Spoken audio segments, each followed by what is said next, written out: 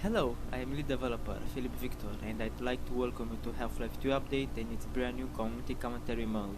This latest version of the update was certainly the most ambitious version yet and has taken 3 years of development to get it just right. My goal is to create an experience where long-time fans can replay the game they love in a new and improved form, and first-time players can have an experience that's closer to modern visual and technical standards while also maintaining and respecting the 2004's original sensibilities, gameplay, and concepts. This community commentary feature aims to provide information not mainly on the development of the update itself, but on the development of the original Half-Life 2 using research and community input. To listen to a commentary node, put your crosshair over the floating commentary symbol and press your use key. To stop a commentary node, put your crosshair over the rotating node and press the use key again. Consider joining the official Steam group to give me your impression and suggestions and stay on top of Half-Life 2 updates news. Thanks and have fun!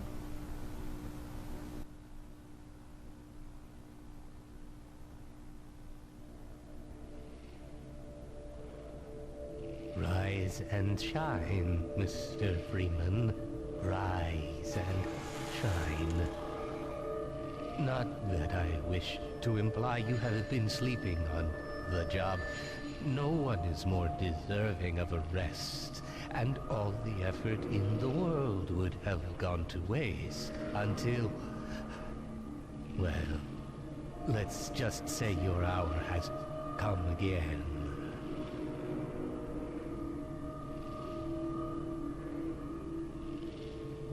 The right man in the wrong place can make all the difference in the world. So wake up, Mr. Freeman. Wake up and smell the ashes. And with that, we are here in Source Mod Spotlight playing Half-Life 2 Update. And if you didn't notice from the little bit of commentary in the beginning, I am playing with the commentary nodes on because I think that will make things a little bit different and a little bit interesting. Because this is the first time I'm playing Half-Life 2 Update, and I'm interested in seeing what the developer commentary is for this mod.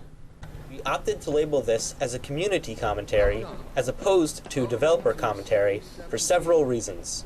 First and foremost, we were not developers that worked on any official release of Half-Life 2, but also because we want to approach this commentary not as a developer, but as fans of the game. I was responsible for creating most of the commentary, with the help of several other Half-Life fans and members of our Steam group. Any nodes pertaining to the development of the update will be read by Victor and myself, and any nodes with facts and insight into the original Half-Life 2 and its development will be read by Ross Scott and our friends from Did You Know Gaming. Many people pitched in a lot of time and energy to make this happen, and I hope it will be something you enjoy. Thanks. So I think the developer or community commentary, as they are calling it, could be very interesting. Especially since it was read by guys from Did You Know Gaming and Ross Scott, the creator of Freeman's Mind. Little known fact, the entire reason I got into PC gaming in the first place was because of Ross Scott's Half-Life series, Freeman's Mind. So I think it's awesome that he's doing some of the developer commentary. Or community commentary, sorry. This train station is our first introduction to City 17 and the world of Half-Life 2. Valve's level designers had to carefully craft every aspect of this scene to convey its oppressive atmosphere.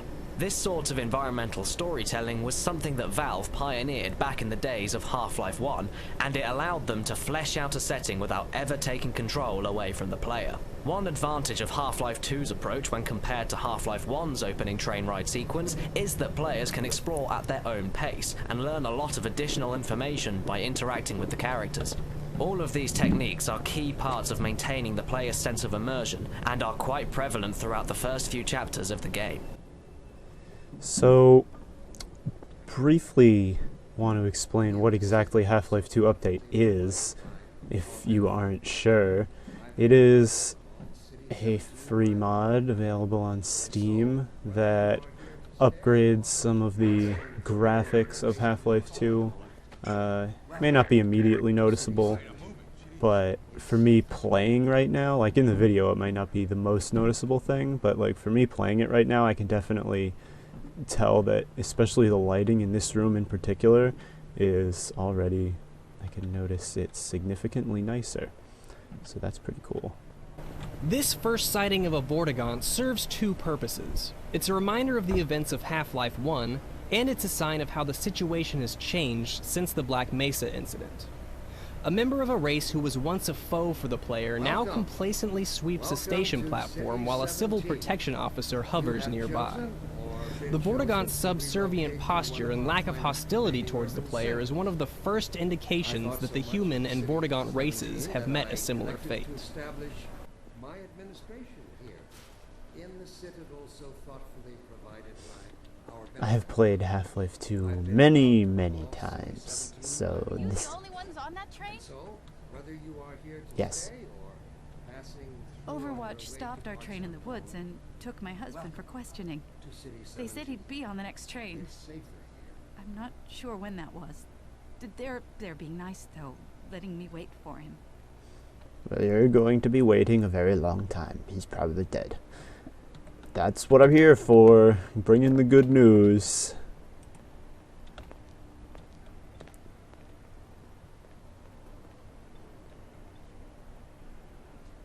I don't know where these... I'm pretty sure this guy's supposed to be... No ones that do arrive, they never leave. Oh no, it's this guy. You never see them go. They're always full. No one ever gets on, but they're always departing, but they never arrive.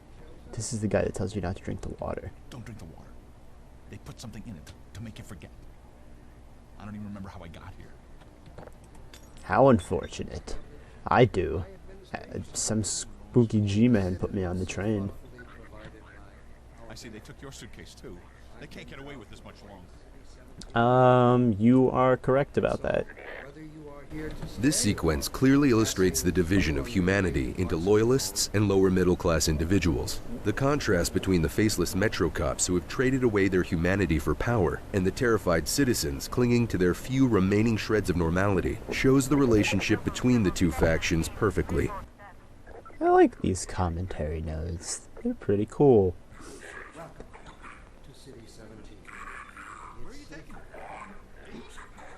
Adding a little bit of lore information.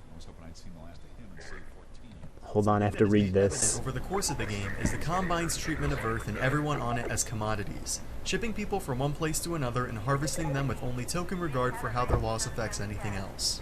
The Citizens' prison-style uniforms are some of the first indications of this, though the theme is reinforced later by the Combine's use of part biological, part mechanical synths from their previous conquests. Alright, I'll go. Ow, don't push me. Yeah, you're a dick. I'm going. Go to Nova Prospekt. How you doing? Alright, whatever you say. I'll just be subservient. I got a standard relocation coupon just like everybody else. Hi. How you doing? Oh, yep, that's polite.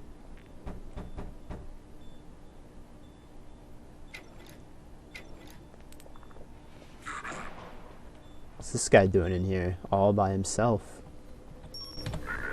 Barney and Dr. Kleiner were developed from the generic scientists and security guards of Half-Life 1. The entire supporting cast of the original Half-Life consisted of only a few voice actors and character models, so Valve decided to distill the characteristics of those NPCs into fully developed, fleshed-out individuals for Half-Life 2.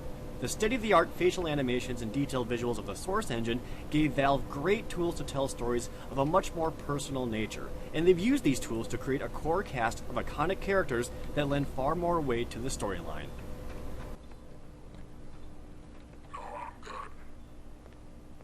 Yeah, get out of here.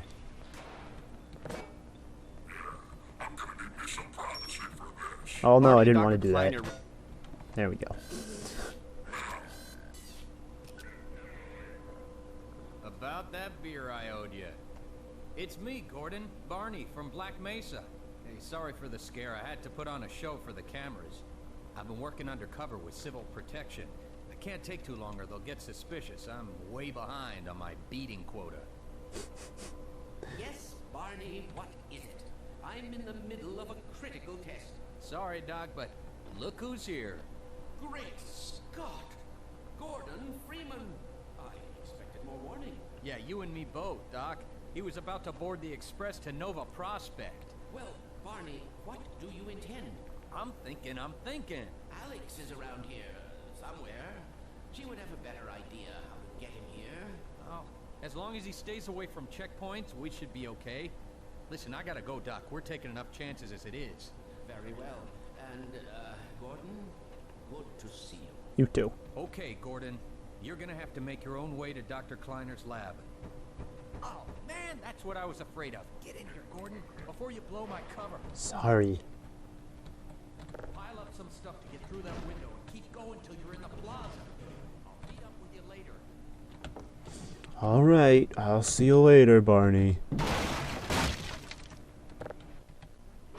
A lot of dialogue, especially with the inclusion of the commentary nodes, so probably won't be talking myself as much. The infamous pick up that can segment serves a dual purpose. It puts the player in the place of one of this world's downtrodden civilians, while also teaching the player how to interact with this world he or she is now a part of. As this was one of the first games to pioneer fully interactive physics-based worlds, players were shocked not only because they were asked to pick up the can, but because they could. Actions speak louder than words, and because the encounter takes place solely within the mechanics of the game, the player is free to respond exactly how he or she chooses, and can roleplay Gordon in a more meaningful way than with a dialogue option. This moment has become an enormous inside joke with the Half-Life community, spawning many parodies and references.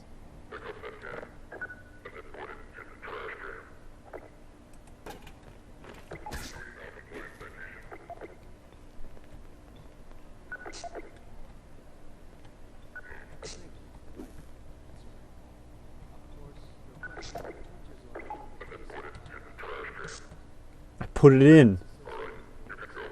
Sheesh. What a jerk.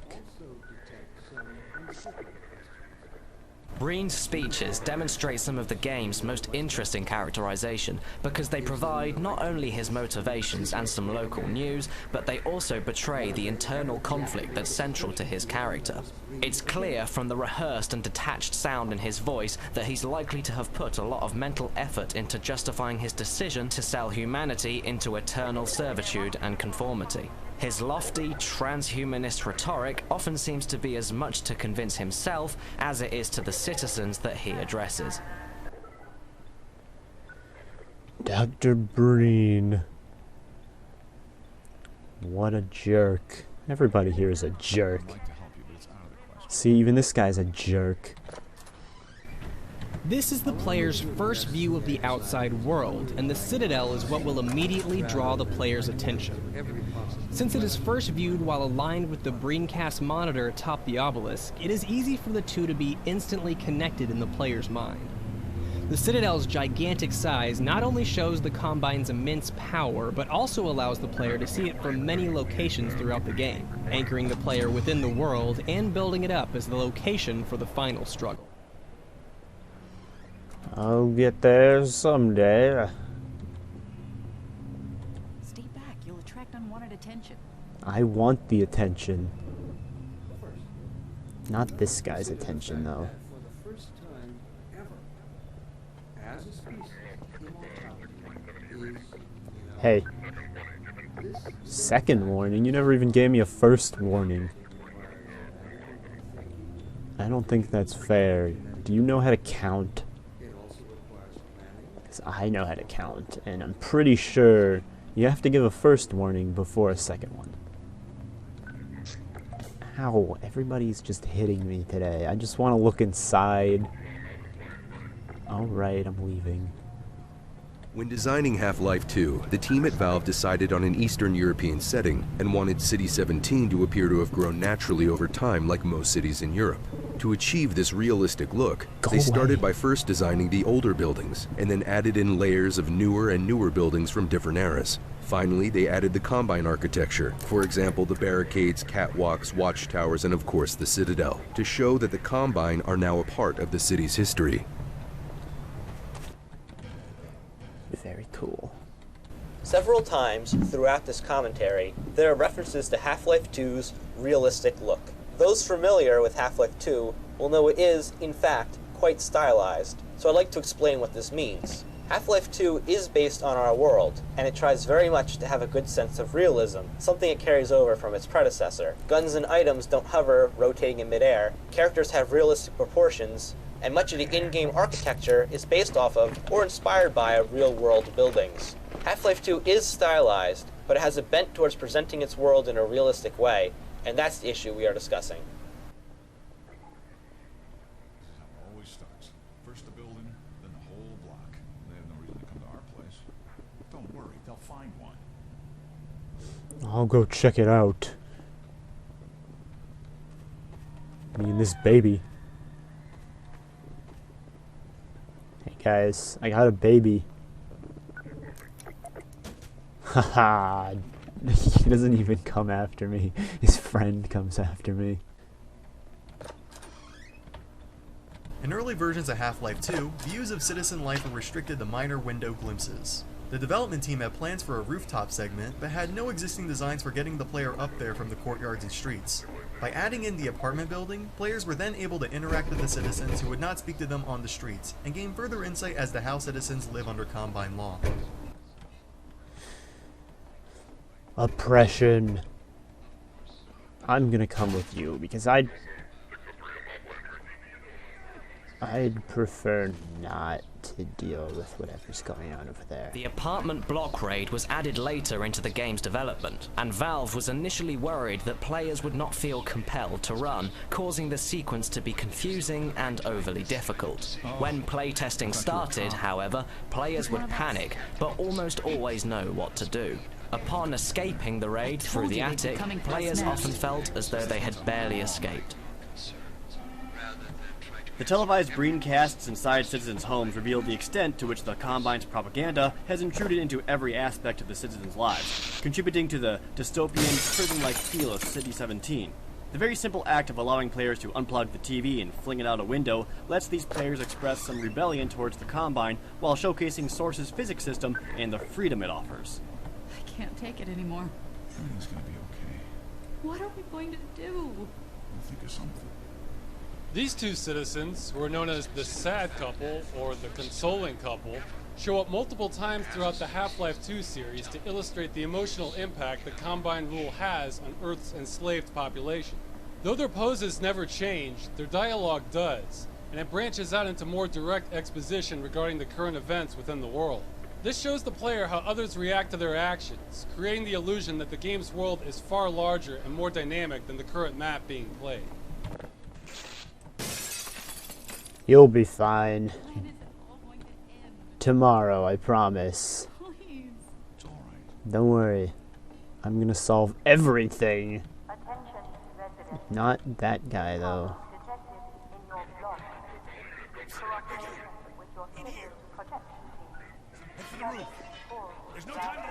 Get out of the way. They're coming after me.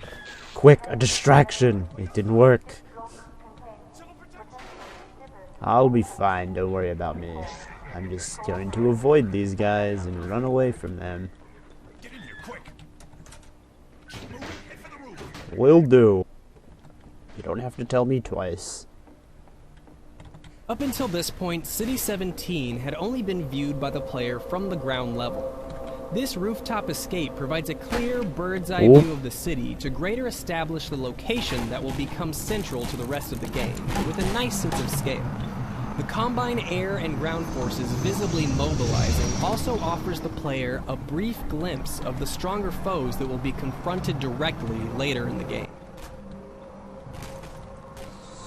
Stop shooting at me. I didn't do anything wrong. I didn't know I wasn't supposed to go in that apartment.